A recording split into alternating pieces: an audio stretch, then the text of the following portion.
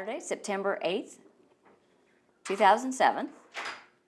And I'm Tony Schmid, one of the second generation of the 376 Bomb Group, interviewing Staff Sergeant James Walter Wiley. And so we have a list of questions. I've got the same list you have. So we're just going to run through them, if that's okay. Okay. All right. And the first one, of course, we start with when and where were you born? North Augusta, South Carolina, 1923. And do you recall where you were when Pearl Harbor was attacked? Pearl Harbor was attacked. I was walking the Broad Street in Augusta, Georgia, and I heard it on the radio as I walked down the street. Oh, my goodness. What was your first thought? Well, my first thought was, I guess I better get in the service. And I went on, and I was living with my brother, and I went on and told him what I was going to do. I was working at an airport there at that time and flagging the planes in, so I went and volunteered. Oh, my goodness. Did your brother too? No? What did you? No, he didn't go in. Mm-hmm. Oh, my goodness.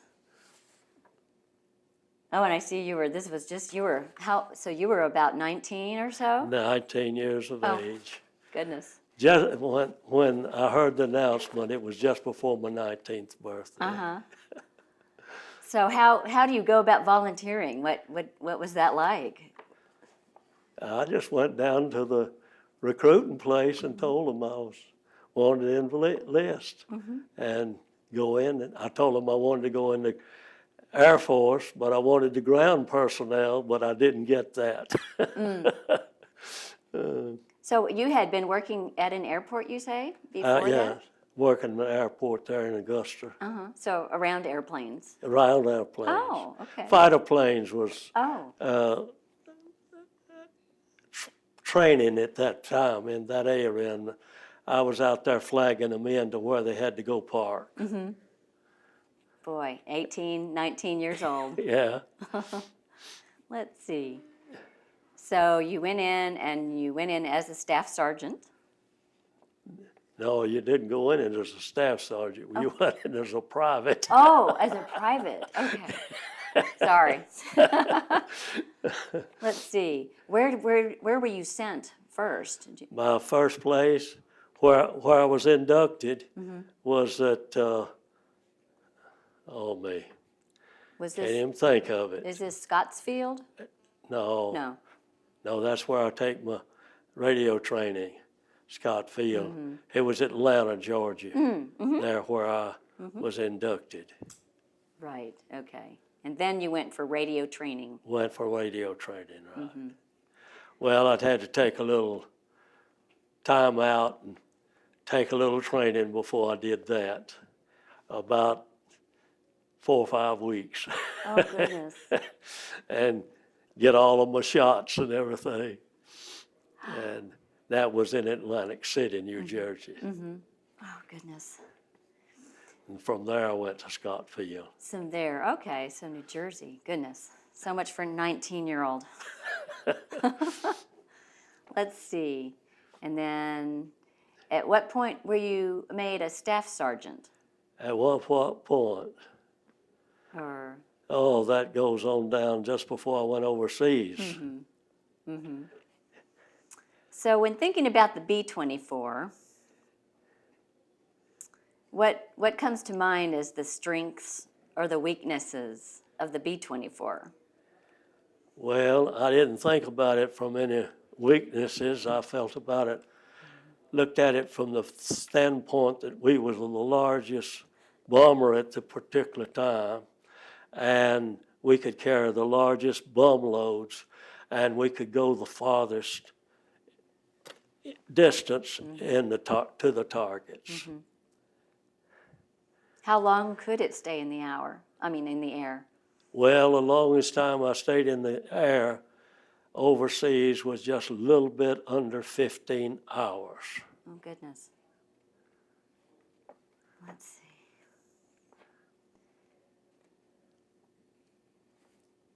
14, 15 hours. Oh, it wasn't anything to go 14 hours on trips for us because we were down in Africa and flying all the way up into Germany. So it wasn't anything for us to do that. That was just normal. We'd do that maybe on every 2 or 3 bomb runs that we'd have to make. We would do that because of the distance that we had to go. How many missions did the men fly before they went home? How many missions? We had to fly 15 missions, 50 missions. 50? 50 missions. And some of our missions were counted as 2 because of the time we stayed in the air.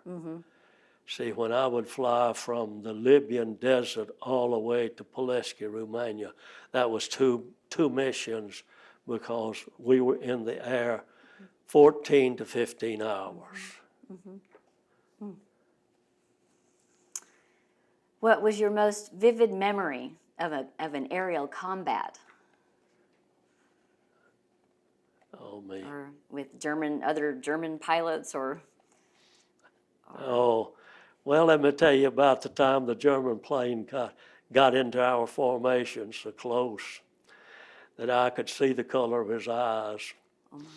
And he didn't know how to get out of our formation. And he flew along about 4 or 5 minutes till he could figure out how to get out of the formation. And, well, I was in one of the 3 planes in the front, and he was right out at our wingtip. And when he finally figured it out, he throwed up his head at me and went straight down. Oh, no. Oh, my. Yeah. Of course, there's lots of other things, but that was the most vivid one of it all. That's amazing. You wouldn't, I mean, what were you thinking? What would you do with someone who ended up in your formation? I guess. Well, wasn't anything we could do. No. See, I was sitting in the nose turret, Uh-huh. and he was right out beside of me, and if I shoot at him, I had to hit our planes. Right. So wasn't anything anybody could do. See, 15 planes in the formation, and he was there. Nobody could shoot at him. Do you suppose that was an accident? Do you suppose he did that on purpose? He got in too close. Okay. he just got in too close, and that's all he could Yeah, do, just get in there and stay with us till he could figure out how to get out. My goodness. So he took a nosedive. Yeah, he'd taken the nosedive Oh, goodness. when he finally figured out what to do. Oh, golly. Let's see. Here's another. We were bombed the railroad. Oh, here's another story. Something about in Munich, Germany, and you were bombing the railroad on an overcast day. Oh, and you were the cameraman on that Yes. mission. Oh, here's something about a cemetery. What happened there? Oh, I just take pictures of the cemetery where we dropped the bombs. Oh, dear. Oh, dear. I guess they See, we couldn't see the town, and the navigator got us to where he thought we were over the town, and when he said bombs away, see, when that happened, I turned the camera on to take the pictures, and it just so happened that it was out in the edge of the town at the cemetery, and we plowed through the cemetery. And wife asked me, did I see any dead bodies floating around? Oh, dear. Tombstones and bodies. I guess many bizarre. That's just some of those accidents that Yes. happens. Yeah. And nothing you can do about No. them. No, but who would have thought? I'm sure many bizarre things happened.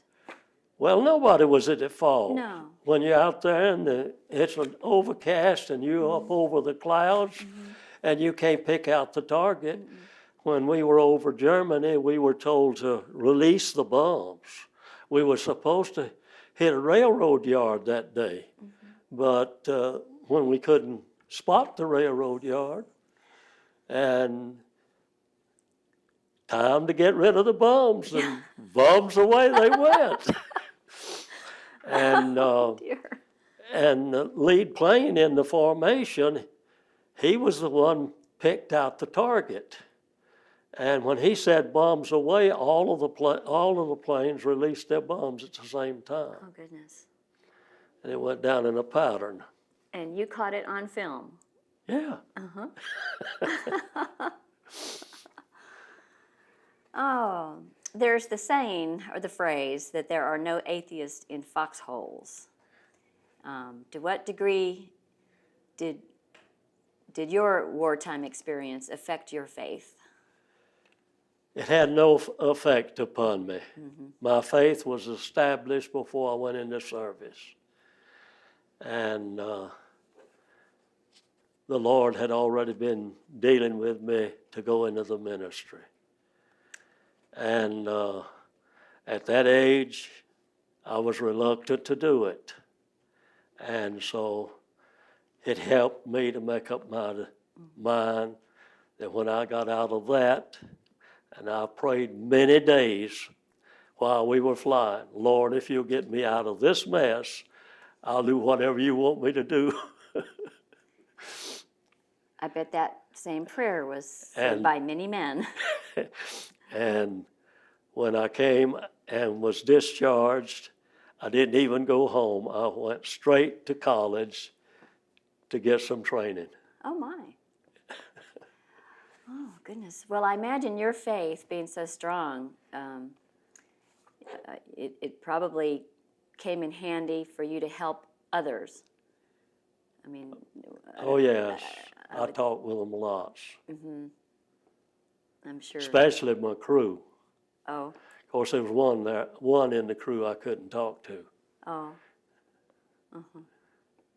Oh, well, I'm sure the ones you did speak with, I'm sure you all needed each other Oh, yes. to talk about this We were bonded and to together. pray together. We did things together. We didn't pray together. That was one thing. That was the private situation. For me and anybody else that prayed, it was a private situation. It had nothing to do with us as a group. Of course, I like to pick at them different times. And the pilot that just went out, we went up to Naples, Italy, and picked up some nurses one day. And coming back, he was showing off.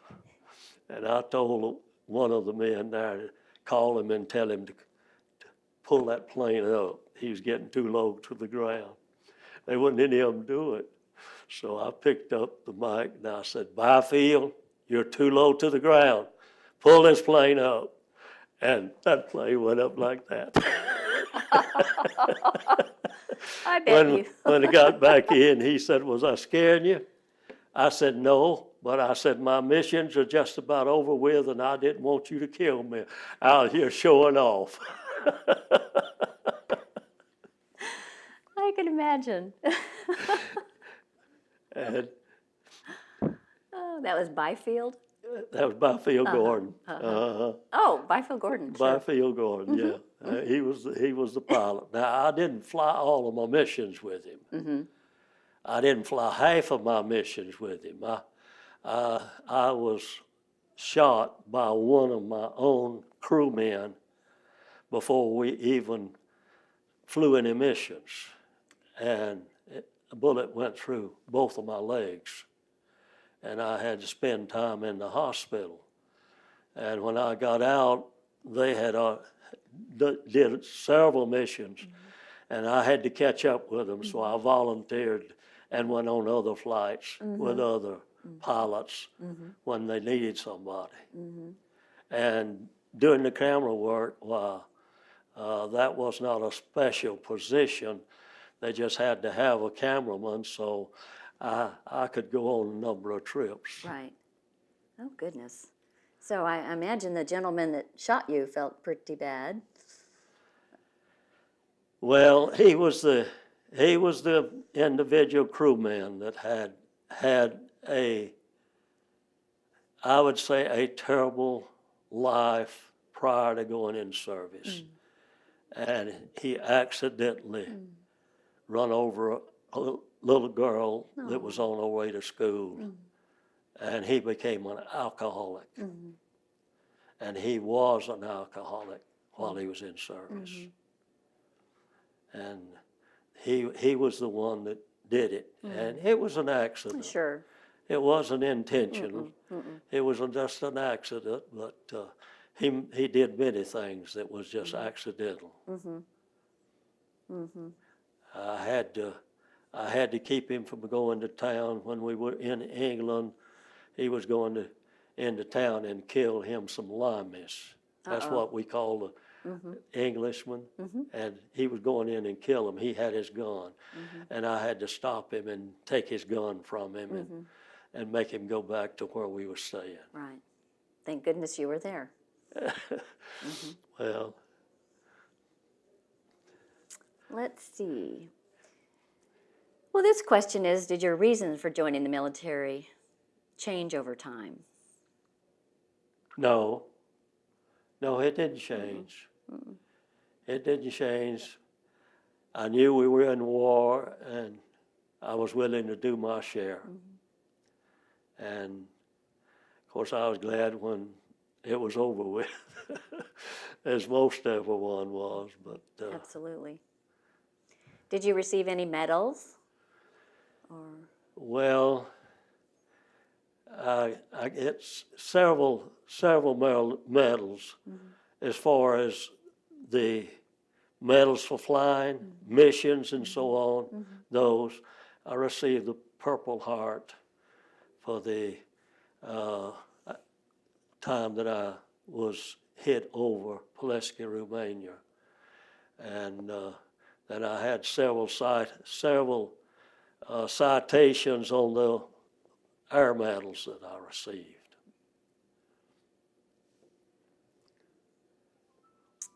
I see on this list an award for valor. Pardon? An award for valor? Well, we were all recognized, the enlisted men, I say from this standpoint of how we carried out our responsibilities in our flights. They praised us for that, and of course, when I received the Purple Heart, the commander awarded that to me and gave me praises for what I had done in the service. Who was the commander? Oh, me. I've got it wrote down. Graf. Colonel Graf. Graf? Right, Colonel Colonel Graf. Graf. How many missions did you have? Pardon? How many missions How ma- did you have? How many missions? how many missions? I flew 50 You missions. had 50. Oh, 50. Goodness. Like I said, some of them were 2 Right. missions in one. Well, how did you feel about the Germans and Italians, the enemies? Well, I felt like this about them. They were doing what they were there to do, and we were doing what we were there to do. And I didn't put any blame on them because we were in war, and I just said, well, we've got to cope with it best way we can. And if the good Lord gets me out of this and gets me back home, I'll remember all of this. And he did. Yeah. Were you close? Were you and your crew, were you close? Well, we had to be close because most of the time we stayed in tents overseas. Right there at the last, we did go into barracks, but we had to stay in tents. And the enlisted men was in one tent, and the officers was in another tent. So that's how close we were. Absolutely. And one night, this Vidickin Torfin was having nightmare and climbed the tent pole trying to go out of the top of the tent and woke us all up. Oh, my goodness. Yeah, he did. Well, He climbed that tent pole and was trying to go out where the tent fits around the pole. He was trying to go out that pole and get out of the tent. oh, my. And he was asleep. Yeah, Oh, we woke him up, told him to come back down. oh, goodness. Bless his heart.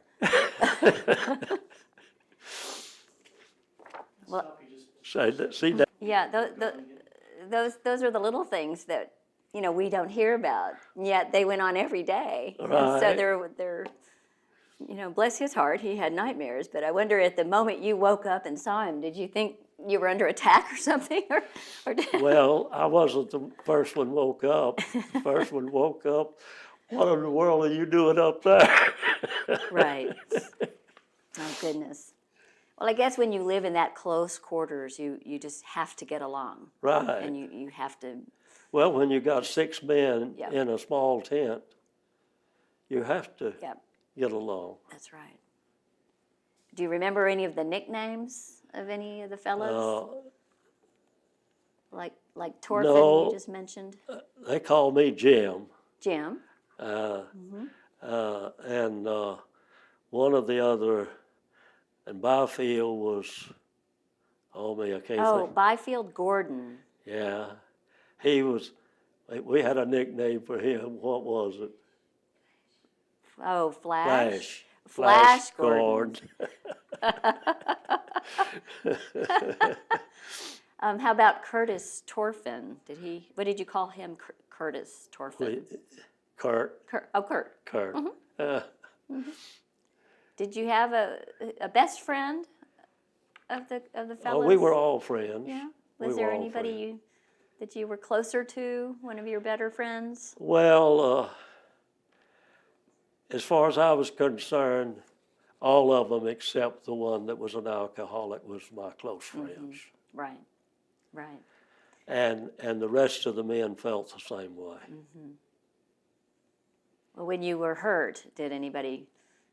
How long were you in the hospital when you were hurt? When he shot me out the other time, Oh well, you were in the hospital twice. twice. Yeah, when he shot me accidentally, I laid up for about 5 weeks. Because see, the bullet went through the bone on my left leg and through the skin on the right leg. And so that kept me off of that leg. I couldn't walk, and I had to get to where I could walk without crutches in order to go back and fly. And then the next time you were wounded, was that in the air? Yeah, that was in the air over Pulaski, Romania. Oh, The oil wells situation. sure. And I got 2 pieces of shrapnel in the back of my legs. It didn't go in any depth, just back in there. And I just stayed in the hospital 2 or 3 days for that. I see in your notes that Kurt did come visit you. Yeah, yeah. He told wife that they asked him to volunteer for that mission, and he wouldn't go. And I volunteered and went. Uh-oh. And that's the reason he was telling her that he visited me in the hospital to see how I was doing. I see. Do you have any memories of what you fellows would do, you know, as far as going into town or just to enjoy yourselves? Or, Well, most of the things we do, we would just go in and eat and look around over the town a little bit and go back to the base where we were. yeah, That was mostly what we did. right. Look around, see situations, and one Italian boy that was 17 years of age. He had got wounded. Now, he was in service, but he got wounded. And he told me, he said, I'm going to the United States and you got to stay over here and fight. Oh. Yeah, they were shipping him back Oh, to the they were? United States. Oh, goodness. Uh, Oh. How were the townspeople towards you? well, most of them were real friendly to us. Of course, they looked at it mostly the same way we did, but they were real friendly to us. And even like he was a soldier, he didn't feel bad for us. He stayed on our base for several days before he shipped out and come back to the United States. And he'd sit around and talk with us and talk about things. And I asked him a question one time about his chickens. They all had chickens. And he said, well, I said, we just had our yard fenced in. And I said, well, where did your chickens roost at night? He said, they roosted on my bed. Oh. Oh, me. Oh, goodness. Yeah, that's what. He said, they roosted on my bed In the house. in the house. They didn't have a chicken house. That's a good story. How was the food, by the way, in the town? Well, Do you remember? whatever we would buy, it was fair. Yeah. It wasn't American food, Right. but it was their type of food, but it was fair. I didn't go into town all that much, but I would go in occasionally. But I didn't complain about it. It was different from the base food. Sure. What do you remember about your commanding officers or the non-commissioned officers? Anyone in particular? Well, we were close friends with all of the flying personnel, which is talking about, and the officers. We had to respect them as an officer, but we could talk to them just like we would talk to the other enlisted men. It was no. I could talk to any of the pilots, just like if they were an enlisted man. While we were over there, that was the way it was. But then they had their place to live on the base, and we had our place to live, which was separate. Were you which squadron were you in? 513. 13, okay. So Colonel Graff was the commander, though, of Right. the entire. Group. And then was there a squadron leader or squadron? Yes, there were squadron leaders, but I don't. Several of them, probably. Yeah. Yeah. Was Colonel Schmid, Pardon? was Ed Schmid ever around when you were there? Ed Schmid? His first name was Ed, last name Schmid. I don't Don't remember remember. him? Okay, he was my father, and he was 513. What do you remember about other crew? Well, here you make some notes about Byfield Gordon again. So you all were pretty good friends? Yeah, I was friends. Byfield Gordon? I was friends with all of them, and especially with our crew, we were all friends with one another. And I was friends with all of the other enlisted men that I flew in crews with. So I guess he was your pilot, Yeah, Byfield Gordon. Yeah, Flash Gordon. Flash Gordon. Well, he was the pilot we trained with, and I flew part of my missions That's with right. him, and part of my missions was with different pilots. Did you exchange letters with home and loved ones at home? I wrote home to my Dad, and I wrote to my sister. And then I wrote to one friend that I've been friends with for a long period of time, a lady that was crippled. And I corresponded with her the whole time I was over there. I bet you loved seeing that mail. You loved the mail day. Yeah. Mail call. Look forward to those mail letters coming in. I can imagine. Where were you? Do you recall when you heard about the victory in May of 45? Oh, I was in Texas at the radio, Oh, listening to the radio. I got all of the news from the war and pasted and put it up on the bulletin board for the soldiers to read it. And that was my responsibility then at that time. And that's what I was doing when I heard about it. that must have been a good job, posting the good news. Well, it was a good job for me to do. Since I had the problems with my legs, I didn't get out and do things that the others did. And so they put me in there getting the news while they were out there drilling and doing other things. Do you ever think of yourself as a hero? No, No. I was just doing my job. Yet to people like myself, who we see that you were putting yourself in harm's way every day. That was Yeah. very heroic. Well, it had to be done by somebody. And I looked at it like this. This is what I've got to do since I'm in service. So I'll go do it. Now, there wasn't one mission, not one, that I didn't pray a lot.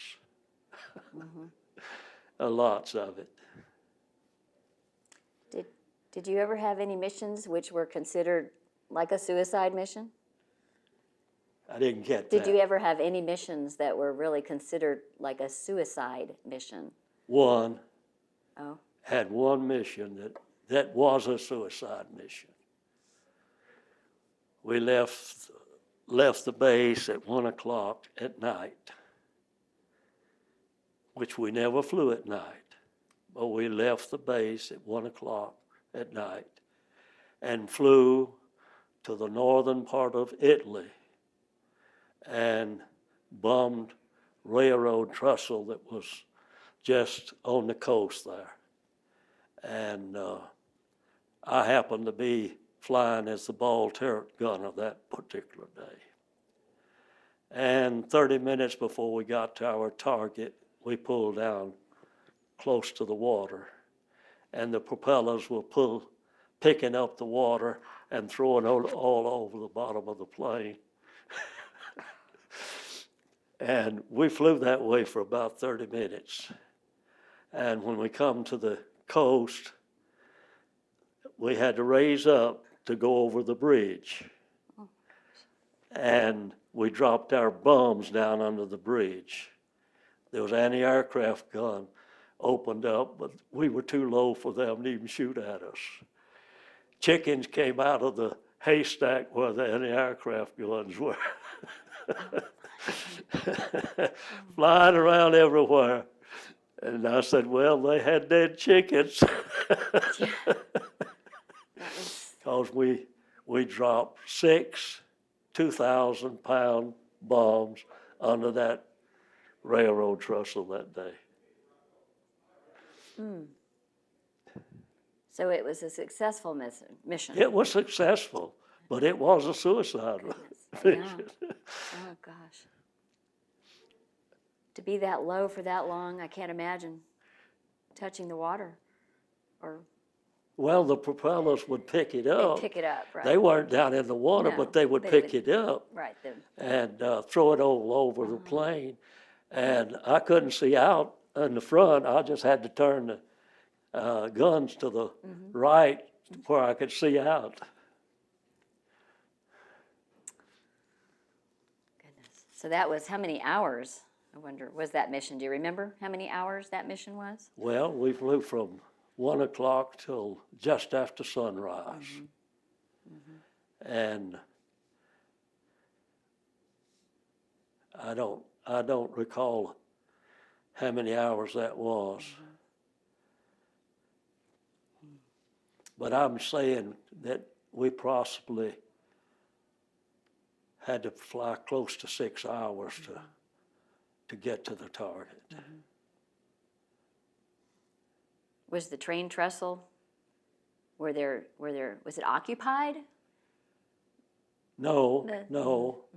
It was a point for us to just blow it up where the trains couldn't go down to the southern part of Italy anymore. Because see, our soldiers was in the southern part, and they could send the supplies down to their armies that was down in that area. And that was what we were doing, destroying the pipeline. I bet when you returned from that mission, you were happy to hit that ground, step out of that airplane. Well, every time I come back, I was always happy. But that one especially, I'll say yes, I really wasn't especially glad to get over that one. Goodness.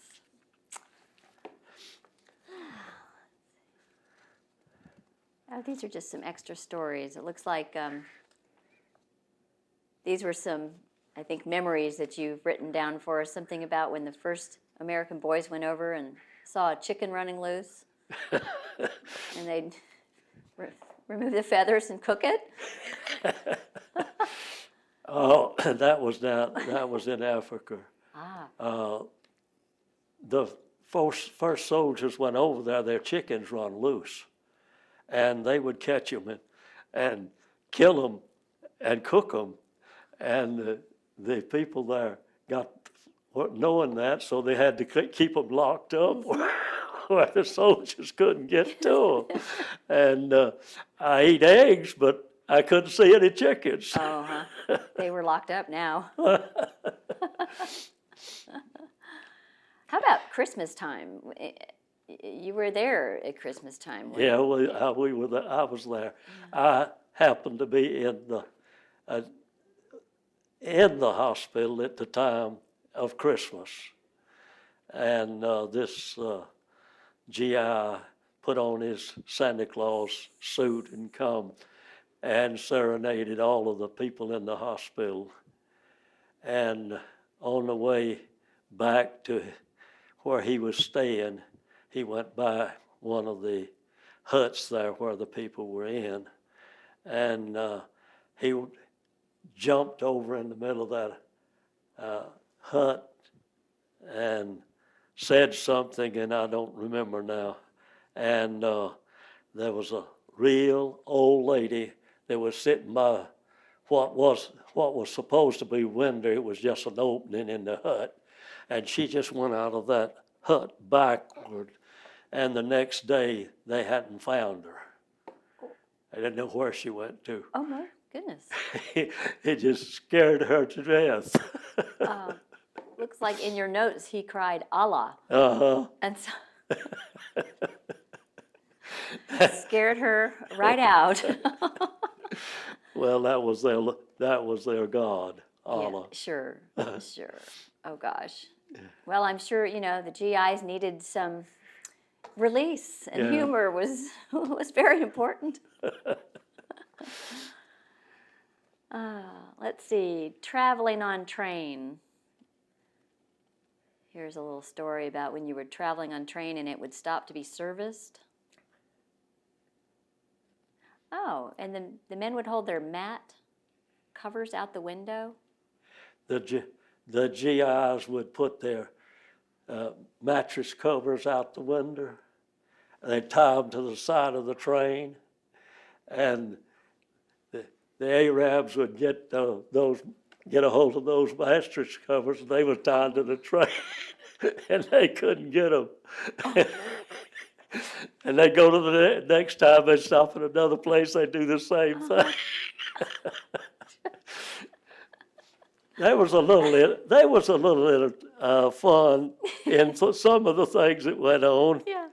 Like, we was on a truck one day going somewhere, and there was a truck, animals going down the road with all of the wheat straw and oat straw tied around this animal. And it was a big mount way up there. And this truck driver went by it real close and flipped it over. And when we got past him, the donkey was up on top of the wheat straw. And the fellow that was carrying the wheat straw in, he pulled his old turban off and hit the floor. And I can imagine what all he said. Now, he had to take all of that off of that donkey and get that donkey down, and then put it back up on him, and they just stacked it on up there and tied it back on him. Oh, my goodness. Oh, yeah, he wasn't happy with you. No, he wasn't happy about it one little bit. Oh, goodness. All those young 18 and 19 and 20-year-olds with all that energy. Well, that's the last of my questions. I guess you enjoy keeping in touch with the men and enjoy coming to the reunions. Yes, I enjoy it. Mm-hmm. Yeah. I don't know what I'm going to enjoy the rest of it or not, because I'm supposed to go in as president. Sure, you'll enjoy it, and it'll be wonderful. My daughter over there is doing all the work. Yay, daughters. Uh, Well, it's the next generation is happy that you all have decided to allow the organization to continue, yeah, and we know you need our help, but we're glad that you're giving us the opportunity. right. Do you have any? Well, I told her, I said, now Travis, if you can't do this, tell me. I'm not going to go in as president. Right. It's a double commitment. Yeah. It's a package deal. Well, it'll be wonderful, and I thank you for your time You're welcome. and all these wonderful memories. Uh,